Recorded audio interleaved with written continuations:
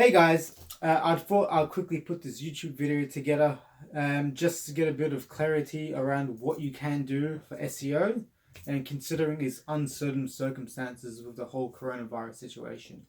Uh, Overall, I hope that everyone is happy, healthy, and safe, and in isolation for those who are in quarantine or isolated, especially in America and in Europe. Hope everyone is happy, healthy, and safe at this point in time, and also for your loved ones as well. That aside, I'm going to be giving you guys a quick video of just what I think you guys can do from an SEO perspective and what I've been seeing a few businesses that are adapting into this particular crisis at this point in time. So, overall, as an SEO, whether you're in-house or whether you're from an agency perspective, this has created a bit of turbulence and definitely uncertain times. From an agency perspective, you may have seen a lot of clients cut their hours or pause their SEO services with you, and that's just an unfortunate matter and circumstance that a lot of clients find themselves in. Personally, I don't think it would be worth trying to persuade clients to potentially spend more or necessarily spend less if they're literally saying to you that they can't function as a business.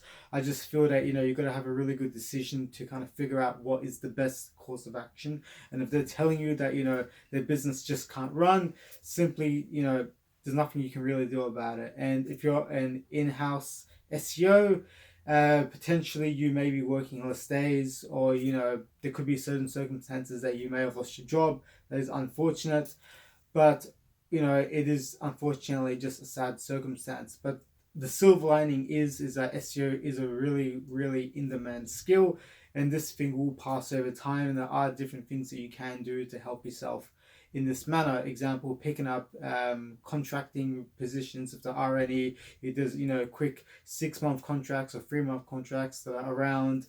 There's different circumstances that you can do to get out of this, but I do understand that yes, it is quite unfortunate. But if you do have clients and if you do have work, there's a few things that you can take into consideration. I'm going to quickly put up a bit of a good old SWOT graphic on the screen. For those who don't know, it's just a simple strength, weakness, opportunity, and threats. And this is what I think that you guys can take into in terms of SEO overall. What are the strengths, opportunities, threats, and weaknesses? I'd say for most people right now, the biggest threat and weakness is the whole uncertainty, but more of a threat would be the whole uncertainty of the situation. Definitely an existing weakness could be the amount of resources that you have available to do your job. Whether you need to depend on a freelancer or link builder, content writer, developer. Depends what kind of SEO activities you're doing. Opportunities is definitely there are a lot of businesses that are creating new programs or new services to basically assist other their customers or other businesses to thrive in this manner. So it could be creating a new service, for example, which I'll actually cover a little bit more in detail in this video. So that's definitely a good opportunity to have. And the biggest strengths that you have at this point is your skill set as an SEO professional, and trying to figure out what you can do to maximize the value for your existing clients or for the company that you're working for at this point in time. So I'll actually touch a little bit more upon what you can do right now. From my perspective, there's a few things I'd consider. Number one, overall, what would be the best ROI activities that I could do at this point in time with the resources that I have? So let's just say hypothetically you're planning, maybe a link building campaign or maybe some technical implementations, but that you could focus your resources elsewhere that will get bigger and better SEO benefits. So for example, let's just say you could be writing a piece of content. It may not even be anything good to do with this crisis, but just something that you've planned. Overall, maybe that there's a technical problem that's just hampering your website or your client's website. It could be massive page speed problems or certain things of that nature. I'll definitely be focusing all my resources on the things that will basically create bigger and better benefits from an SEO perspective for your clients, or something that will be able to generate more traffic or potentially more sales, leads, conversions, etc. That's the best way to do it, is just only focus on those big tasks if possible. So moving along, Let's just say if you're a small business, what could SEO do to help you out? I'm actually putting a few examples of what certain businesses are doing. So here in Sydney, there's a famous restaurant in Newtown called Tai Patong, and I'll put a screen cap here. And what's interesting, what they're doing is actually using Google My Business to help out their business. So putting posts out saying that they're open for delivery, because in Australia, or specifically in New South Wales and Sydney, you can do takeaway deliveries at this point.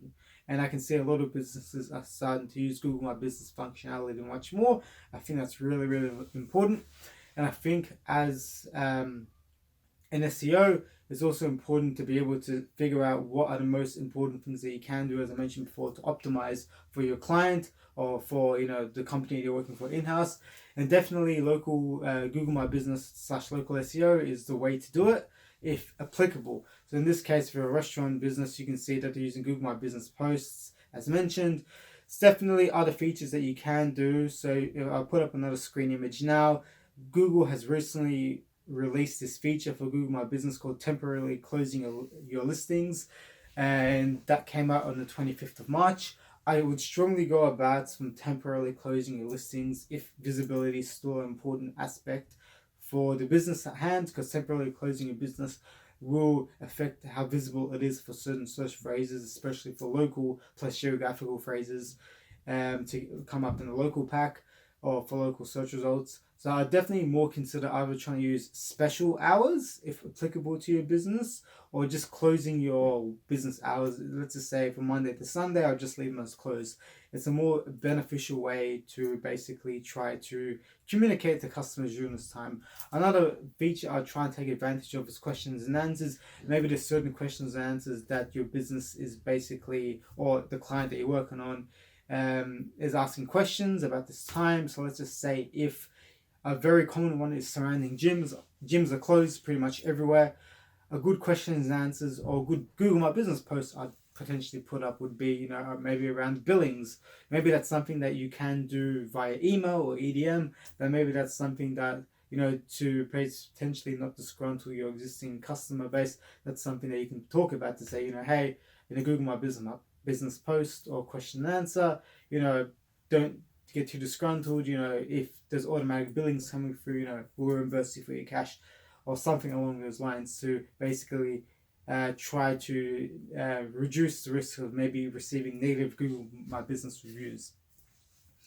So, as mentioned, there are basically various things that you can do. So, other aspects I'll factor in would be putting together a quick idea of technical things you can do, content things, link building strategies, and local SEO. So local SEO I've covered. What else could you potentially look at? Content. There's tons and tons of content that's trending, that's potentially new.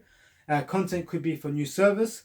Perfect example would be for a plumber, bidet installations. As you can see in this image here, that trend is skyrocketing globally, as a lot more people are hoarding toilet paper, and that's something that you can potentially look at if that's the case. Another content example could be how to work from home. There's plenty of articles there. If you're a gym, maybe at-home workouts or how to boost your immune system. Another Google My trend would be how to basically be able to tell your kids about COVID, or be able to communicate that could be something that you guys could talk about as well. Another thing that was interesting that I've seen trending that I'll also put in this video would be COVID bankruptcy. There's a lot of bankruptcy specialists. Maybe that's a new potential service that could come out. Could be how to help small businesses or larger businesses to deal with bankruptcy during this whole COVID time. It's definitely an uncertain time, and there's a lot of things going on that a lot of people may not be certain about. There could be a demand for this service. So definitely there's plenty of opportunities for link building. Your business could be adapting in a new format.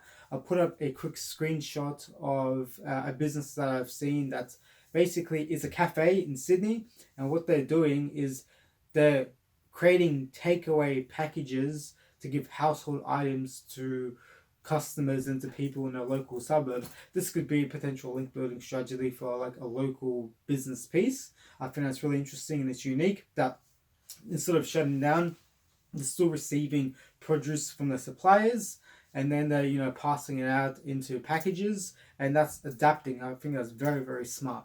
And from a technical perspective, as mentioned before, there's definitely technical things that you can do that are, you know, potentially hampering the business.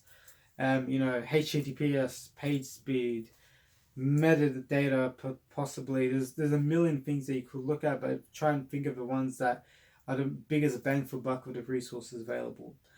And overall, there are plenty of other things that are going on. So what's interesting is Harvard Business Review did talk about, which I'm pretty sure has been going wild on LinkedIn recently.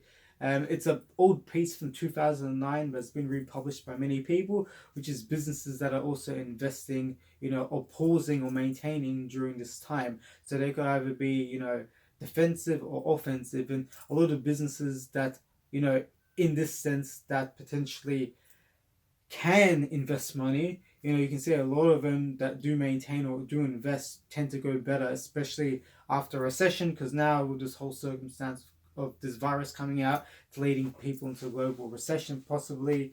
So that's one thing to take into consideration. Another thing that's interesting from an SEO perspective, I also put up this image here that I've got from Search Engine Land, which is essentially the benefits of and drawbacks of being able to maintain during this phase or pausing. As you can see, a lot of businesses that can financially be able to run SEO, but they decide to cut back. It does affect them in the short, especially to longer term. So I would say for the businesses that can't do SEO for financial reasons, completely understand. But for the businesses that are doing a knee-jerk reaction, definitely I would just consider potentially just maintaining it, maybe at a lower spend if possible. And yeah, so those are my quick tips, and it's just interesting to see how these circumstances are affecting the world and how certain businesses are basically jumping around and trying to zigzag and pivot. And a good book that I'd also potentially recommend would be by Samit. It's called Disrupt Yourself. And it was an interesting book basically describing, which I'll put an Amazon link in below, and it described his journeys in how to pivot in his career and in his businesses. I think because of COVID happening right now, a lot of businesses are tending to pivot. You see a lot of SEO businesses creating, you know, free consultations. You can see a lot of digital marketing agencies doing workshops for businesses. So there are plenty of opportunities out there, especially if you're doing SEO and if you're doing, you know, businesses that are able to be nimble and to be able to pivot. So definitely just have a look at these things that I've touched upon in this video. If you found a lot of value from it, please drop a comment below or hit the like button and subscribe. Thank you so much for your time, guys, and I'll see you in the next video. See you guys.